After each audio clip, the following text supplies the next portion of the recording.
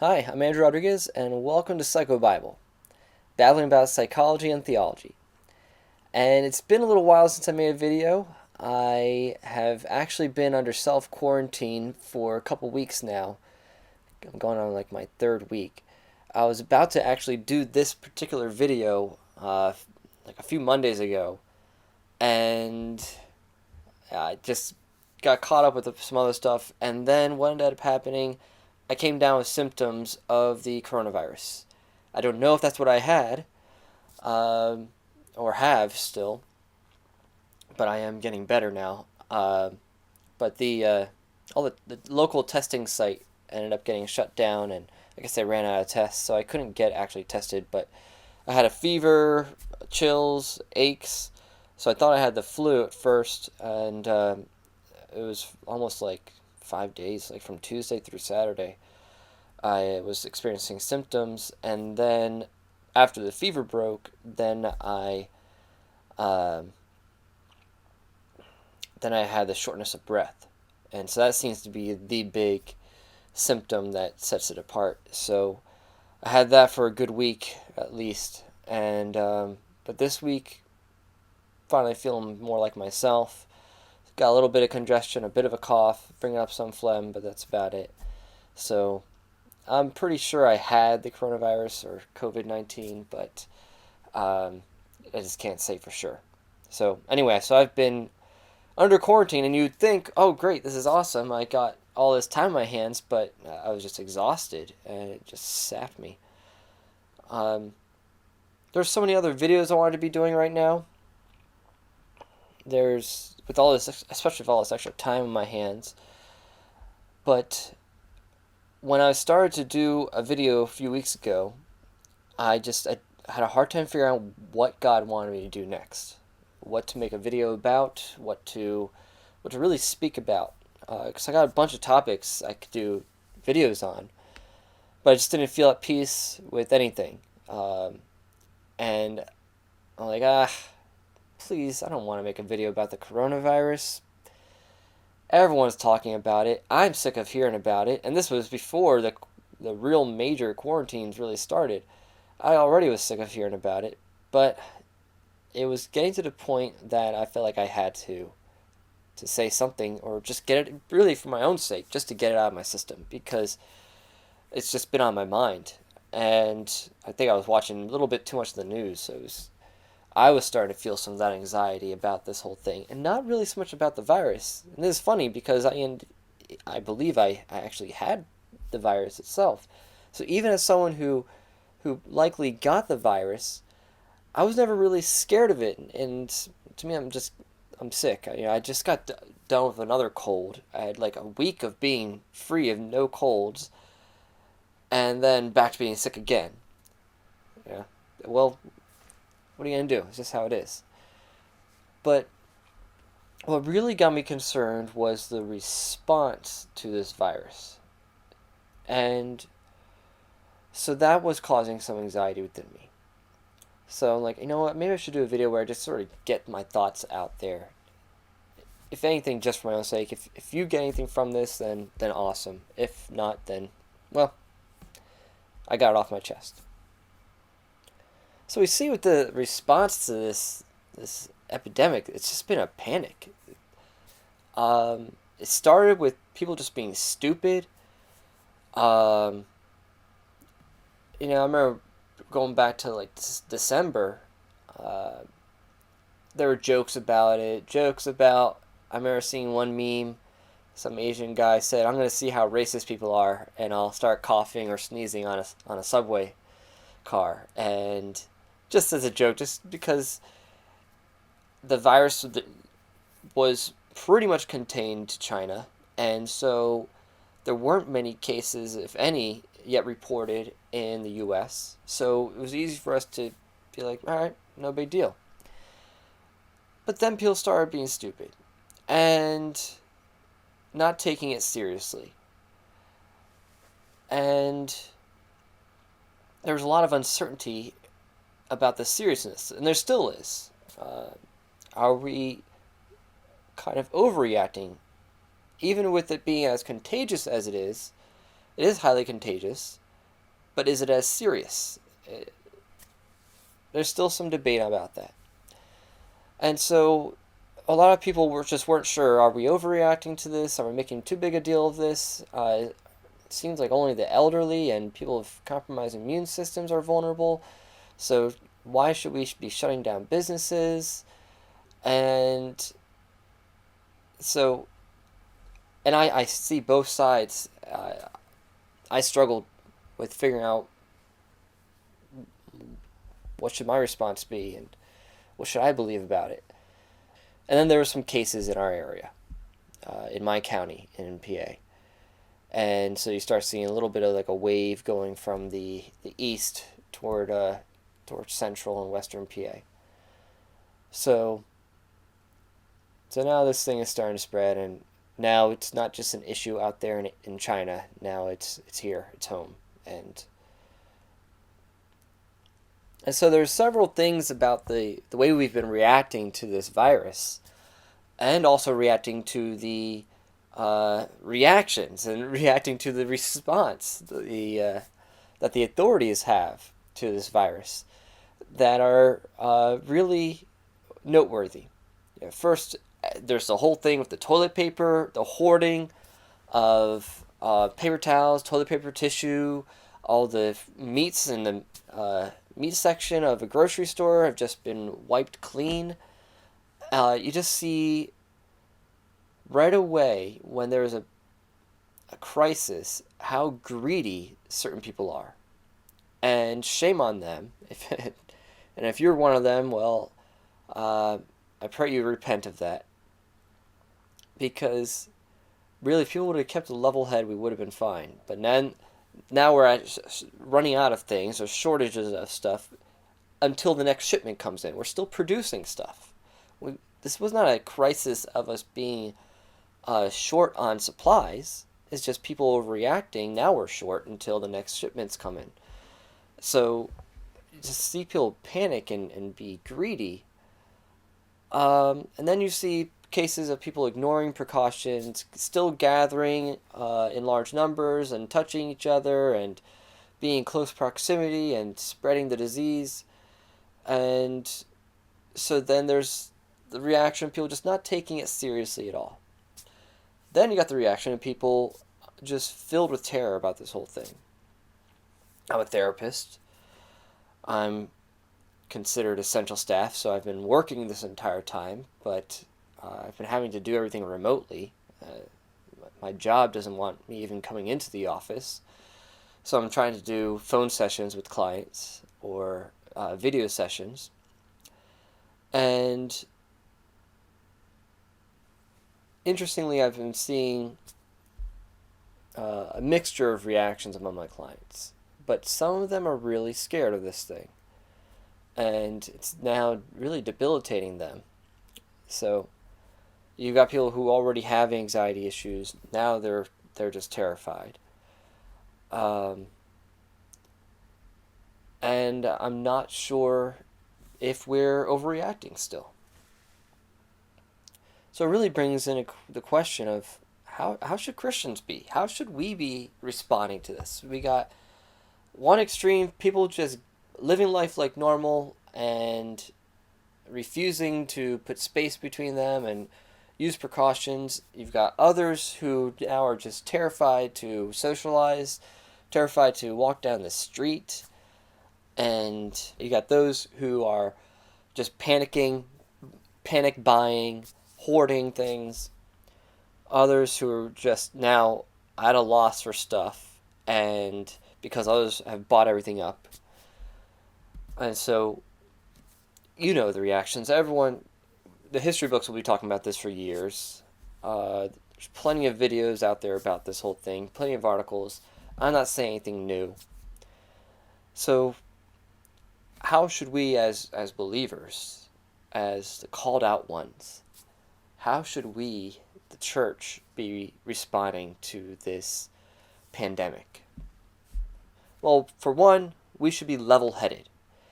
This is an opportunity for us to be showing our faith by our calmness, by our certainty, by our awareness. So be aware of the facts. Don't bury your head in the sand. Don't ignore the precautions. Um, don't ignore this actual statistics that are out there. Be aware, at least as much as you need to be in order to be safe for your family, your community. But above all, remember who our Father is.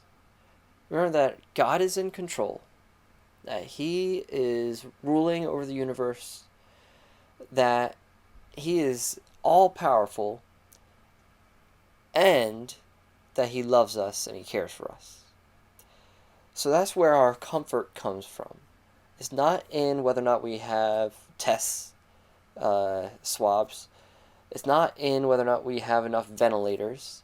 It's not in if we have a vaccine discovered yet. Our trust is in Him. It's not in whether or not our businesses will get back up and running. One of my jobs is as a counselor at a university, and the university has been shut down for a few weeks, and now our governor said he wants all universities and schools to continue to be shut down pretty much for the rest of the semester. So that's about a third of my paycheck right there, because most of the students can't continue with the online counseling because they don't have any money at all. They don't have jobs that they can go to. They have to pay a portion of the counseling. And so, how do I handle that? How do my students handle that? They're without their counselor. They're without their jobs that they use to pay certain bills. And not all of them can afford to continue the counseling remotely. Well, I'm just trusting God. I figure, hey, He's in control. He knows what's happening. He's not worried. Why do I need to be worried? So, as believers, we must not be ones who have fear. Doesn't mean be careless. Don't treat this as trite. Don't treat it as something that's not important. But have a confidence because of who our Father is. So I had a conversation with one of my clients at one of my other practices, and he's got a lot of anxiety in general, and he's got a lot of health issues. So, of course, he's worried about getting this virus. And when he heard that I potentially had it, he just felt terrible for me. But I had an opportunity there to show him that I'm not worried about this thing. I'm going to be fine. And whether or not I'm going to be fine, I'm still not worried about it because I trust that if it's my time to go, it's my time to go. I'm not really worried about that. Because ultimately, whether I stay, it gives me an opportunity to show more love to people, to continue my mission that God has given me on this earth. And if I go, I get to be with Him. So there's no reason for fear one way or the other in that situation. So I was able to explain to him why I'm confident. And he's not a believer. He's a very, pretty much a nominal Muslim. So I got to show him, because he was asking how I'm not worried about this, where my security is, where my confidence lies. The other thing that we should be doing as believers is using this as an opportunity to care for others. Like I said, there's plenty of people out there who are anxious, who are worried. As I was doing this video, my wife contacted me and she said, my wife, fortunately, she works for an insurance company, so it's an essential business, so she's still been able to go into work.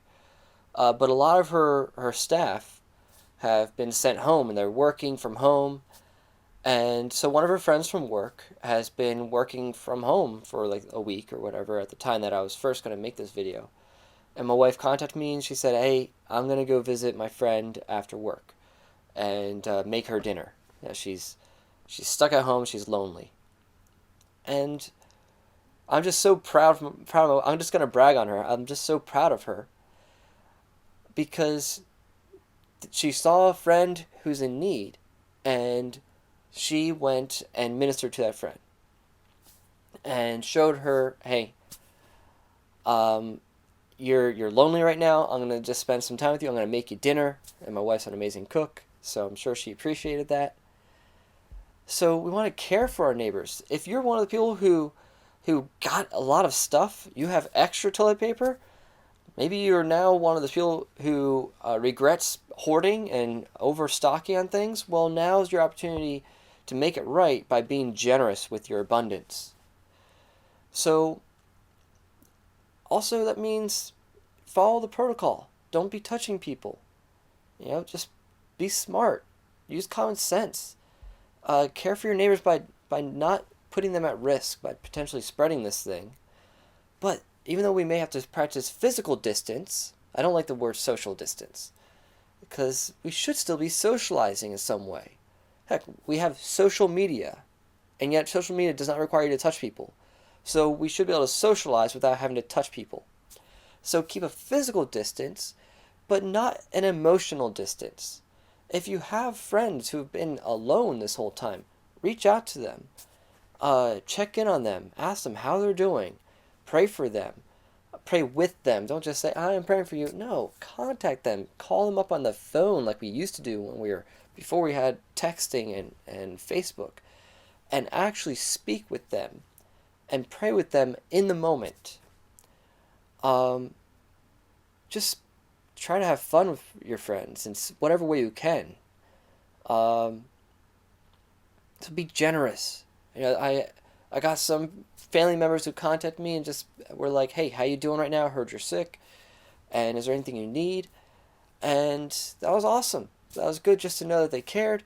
And they're like, hey, we're checking in on people. We have enough stuff. So we're checking out others to see what they need and see how we can help them.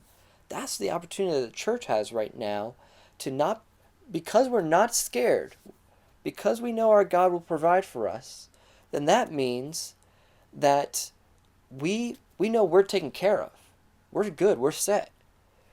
So then there's nothing to hold us back from being generous with others, because we know that God will return it back to us somehow. You can't outgive God. It's one thing my old pastor always used to say, one of my old pastors from high school, my church in the Light Ministries, was you cannot outgive God. So if you got the means, be generous with it. Also, be clean. And one thing I'm hoping for that'll come out of this whole thing is that people will take seriously washing their hands after using the bathroom or just in general. But I'm that guy who, if I'm in the bathroom and I'm at a public bathroom and I'm in the stall and some other dude walks in and I hear him doing his business and I hear him start to walk out without washing his hands, I'll yell at you. I seriously will yell at you and be like, yo, dude, you gonna wash your hands? So that's me. I've always been that way. When I was in college working on my psychology degree, and I was taking an experimental psych class, we had to design a psychological survey.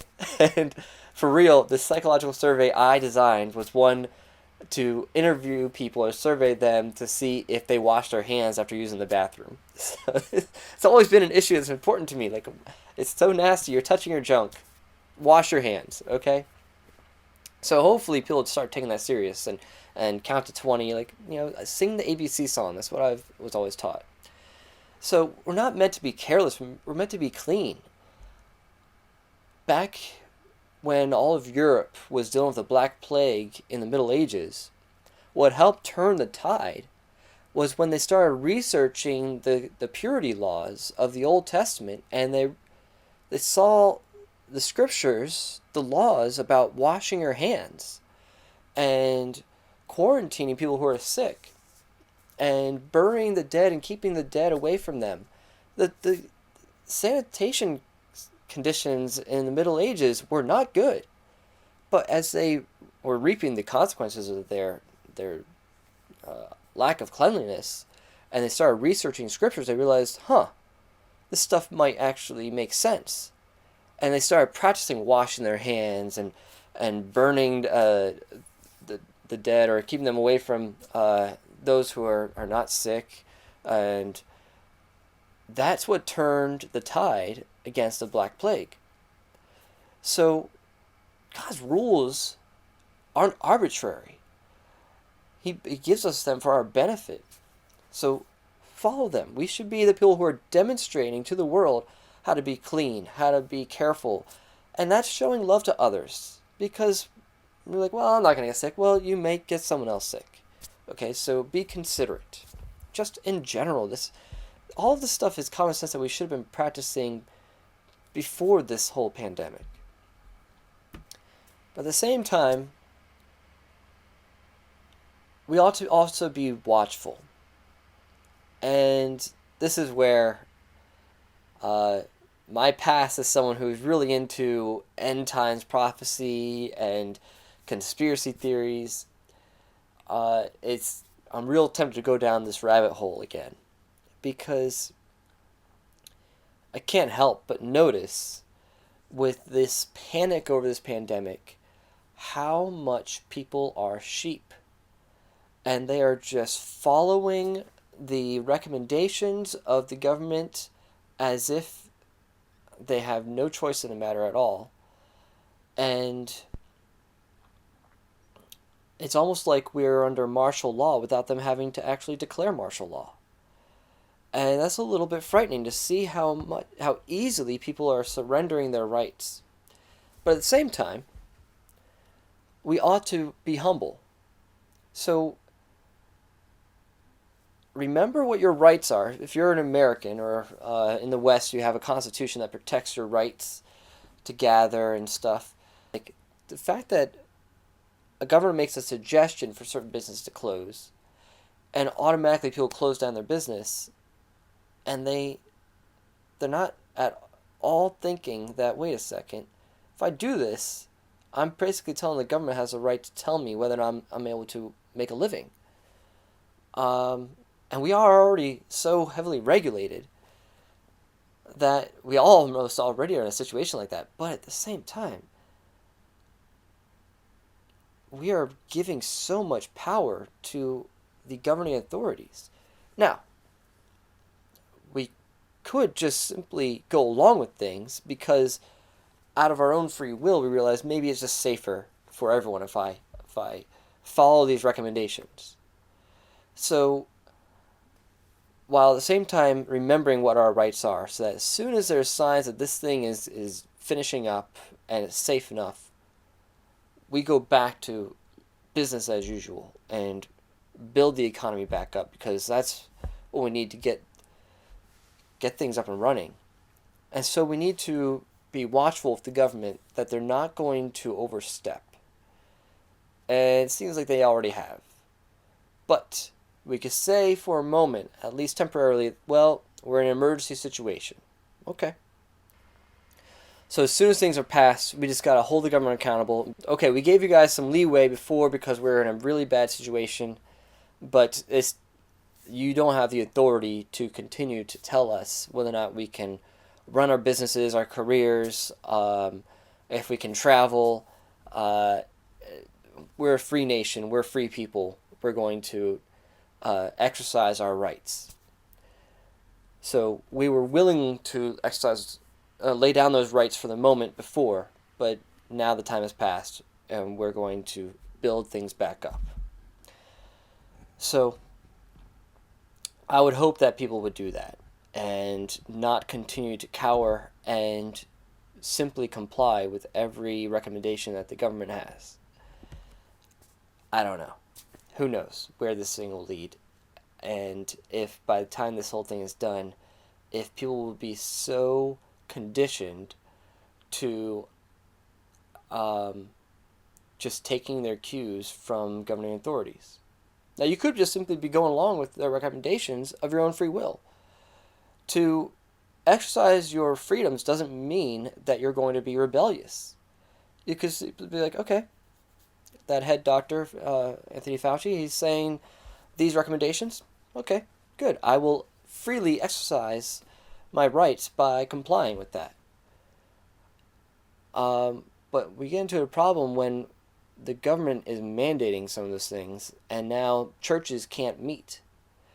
And Easter's around the corner, and we're going to be in a situation where if you gather as a church, you could be arrested. That's a dangerous precedent. And there's a part of me that just can't help but wonder if this is an excuse that certain powers are using to continue to squelch free exercise of religion. Because they could say, well, you're not essential. That just shows how little you understand about religion. To restrict people's right to gather as believers, that's dangerous territory. So I'm curious to see where things will go. Anyway, be watchful. So to sum up, like I was saying, this is a good time for believers to show that we're not afraid, that we have level heads, that we're willing to be educated, that we're not just ignorant, and we're not just distrusting the government just because it's the government. But if they got experts, medical experts, who are informing our authorities and they're making recommendations, that, okay, fine, we'll follow along, because ultimately I'm going to trust God. Even if the economy potentially tanks, I'm still trusting God. So even though I'm also saying be watchful, I'm also saying trust God. So even if the government oversteps and they crash the economy on us, hey, my faith isn't in the government. My faith isn't in my health. My faith isn't in the economy. It's not in my business. My faith is in God. So either outcome, either because of this pandemic affecting me or the overreaction to the pandemic affecting me, I'm going to be fine because of who my Father is. So, like I've been saying, have faith. Be level-headed. Be loving. Be caring of others. Be compassionate. Be generous to others. Be clean and care for others. And be watchful. Be watchful, but not worried. Okay? It's real easy when you start seeing the signs of the times to now be fearful and to be worried about the dangers of a one world government or conspiracies. But you can be watchful but still not terrified, because remember, who's your Father?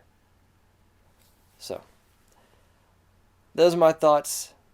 I'm still wading through this whole thing, as I'm sure we all are, but we're in this together. That's one thing that does give me comfort, that hey, it's tough right now, but the good thing is it's tough for us all, and we're going to get through this together. All right, God bless.